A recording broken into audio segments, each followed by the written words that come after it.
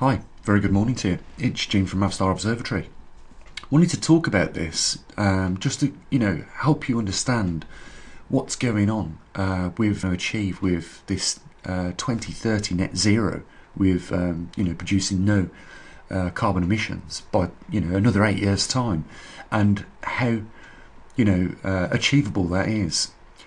Before we do, as usual, just want to say a big thanks just to a couple of people that are chipping in and helping us support the observatory. We're trying to educate people at a scientific level here, using the scientific method by recording with equipment what is taking place on our Earth with some of the geo-anomalies that we look at, like the magnetic North Pole and its current position on the 17th of every month. What we also like to do is just touch on some of the other scientific areas, and I suppose one of those could be argued that the way we produce our electricity is down to what we have with regards to state-of-the-art technology and how we apply that. And it really comes down to how well are we doing as a species in trying to achieve this incredible goal that we've set ourselves for another 8 years to become carbon neutral by then. Well, I've been showing people for the last few months now just how the United Kingdom produces its electricity and where it comes from. And we're looking at the national grid live, and even though we're looking at the UK's national grid and how the electricity is gathered from other different resources like solar, wind, hydroelectric, coal, gas and nuclear, it gives us an idea of how they are struggling at the moment, given the fact that they've been talking about now net zero for a good 15-20 years. And the bottom line is that today, okay, the sun's not really up yet, but there's no solar power being generated at the moment. There might be a little bit later on, but look at the wind. What happens when even the wind doesn't blow and solar isn't being collected? We achieve 5.3% of that net zero target from 8. We've got another 8 years, but we're only achieving 5.3%. And this would have been worse if I'd have got up at 3 o'clock in the morning, because there was even less wind at that point, and certainly no solar panel power being produced. But it's an unachievable and unrealistic target, yet the politicians, not just here in the UK, keep going on about it. We are at the moment having to crank back up coal power stations to produce electricity right now today. I think yesterday when I looked at it, it was about 5% was being generated by coal. And you can see 60.8% is being generated by gas. Now the thing is with these two, and they're marked in red for a good reason, danger, is because we're miles away from achieving that target. It's unrealistic. We have spent, as you know already, trillions and trillions of pounds at this point in time over the last 15 to 20 years in trying to achieve this net zero target.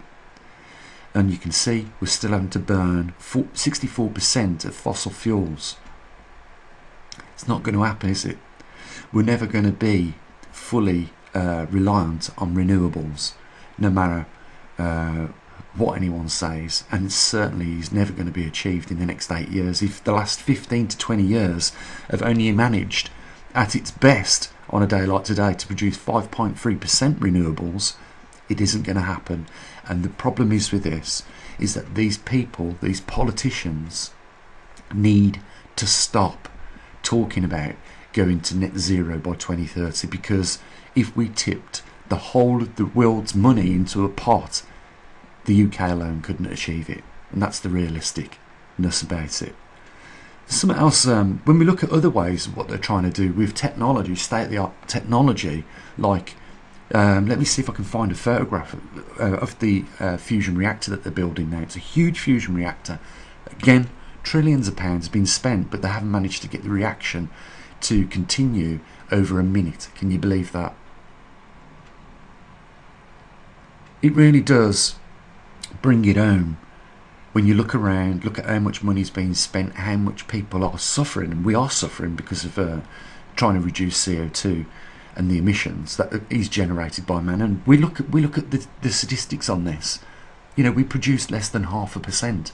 We produce less than 0.25% of the total CO2 that is emitted naturally and by man. So it's, you know, we're penalising ourselves for no good reason. Obviously, you know, there's a lot of people raking in the money out of this. But let's just have a little quick look at fusion reaction, because this is something that they want to try and bring online. And, you know, I don't think they're ever going to achieve it. I don't think we're ever going to see on this list of ways we produce energy, fusion being added to that, or fusion reaction being added to that at any time soon in the future. But let's have a look at what they're trying to build and talk about some of the money that they're spending on this.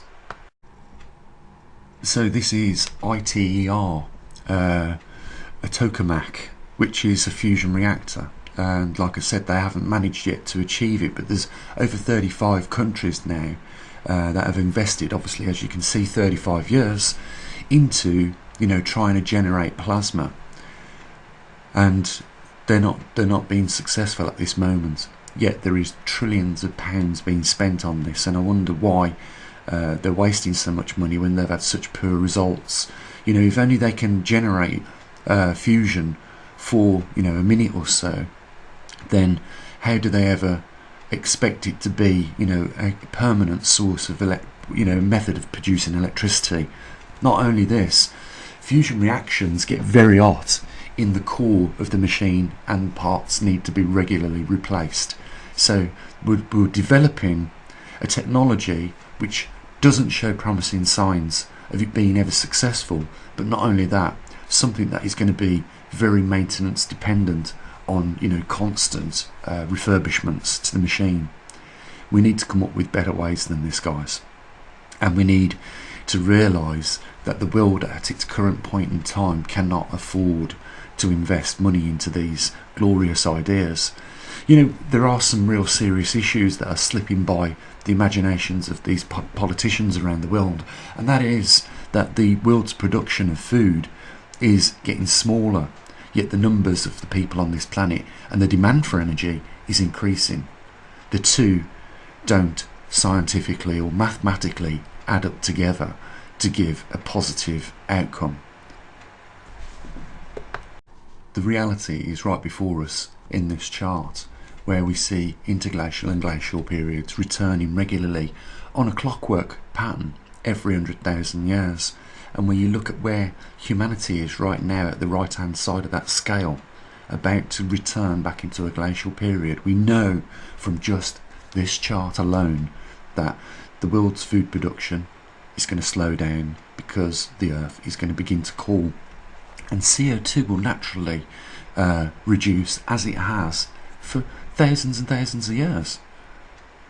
You know, sometimes human beings involve themselves in matters that shouldn't be involved in, and where important matters lie, they seem to walk away from that. Now, this isn't just the only thing that is taking place. Seriously, with our world, we are returning back into a glacial period.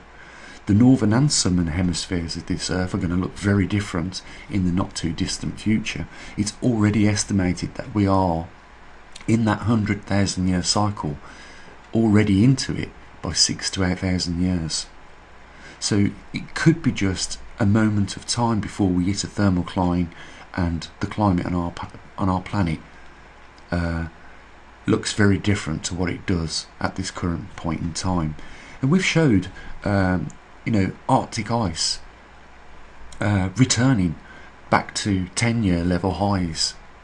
So we might have already passed that critical point of where that thermocline lies, and as a reason, for going through into that cooler period that we have gone through many times, the world is going to struggle not only to produce energy, because when the climate drops and the temperatures go lower, your wind generators don't perform as good, your solar panels don't perform as good, and if your fusion reactor isn't online, then what are you going to use?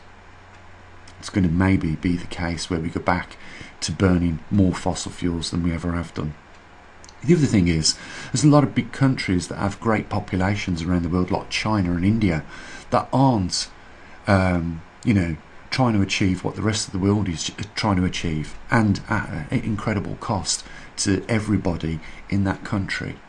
Like here in the UK, or over in Europe, or Canada, or the United States, or Australia, New Zealand, etc. The rest of the world with the bigger populations are lagging behind, the dream of reducing the CO2. And what difference would it make if the United Kingdom was net zero tomorrow compared to all the other polluting countries around the world? It wouldn't, would it? What they should be doing is getting ready for the return of another glacial period.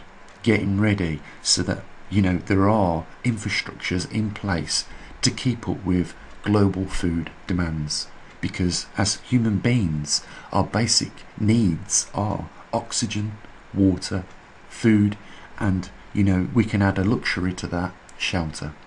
With those things we can continue to live, but if the food isn't there, we simply die. So that's where we stand, guys, at this current time. We're not going to achieve net zero by 2030 in the next 8 years.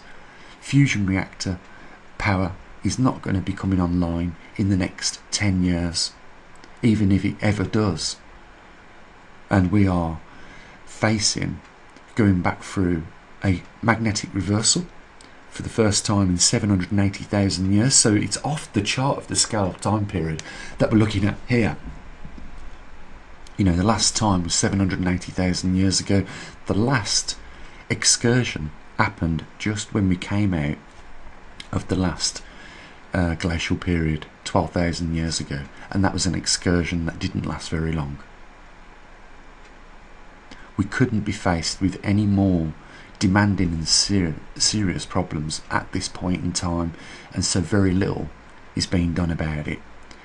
And with mainstream media, mainstream organisations like NASA, the European Space Agency, NOAA, etc., not pulling the weight and really getting down to the serious problems that we're going to be facing and addressing them with actions that really do pay off, then we're going to be in a lot of trouble.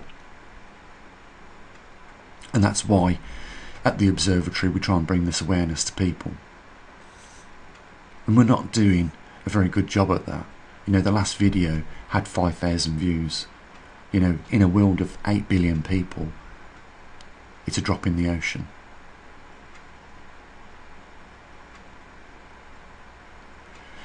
We've reached a critical point of the year here for the observatory. This is the point in time where we raise very little funding for the observatory, yet we still try and keep up with what we set out to do. The only way we can do that is by few more people now stepping up to the line as we approach a time where we could see great changes on our planet in just as little as 3 months. Without the support, we can't be here. Guys, this observatory can't afford to be lost. Not with the effort and the work that has gone in. But the only way we're going to keep it from disappearing, just like so many things now in our society disappearing, is by a few more people stepping up to that line and chucking in a bit of funding for us so we can keep doing what we do. So I'll mention just briefly the link down there and hope that we can raise a few more coins for the observatory and just scrape by this winter.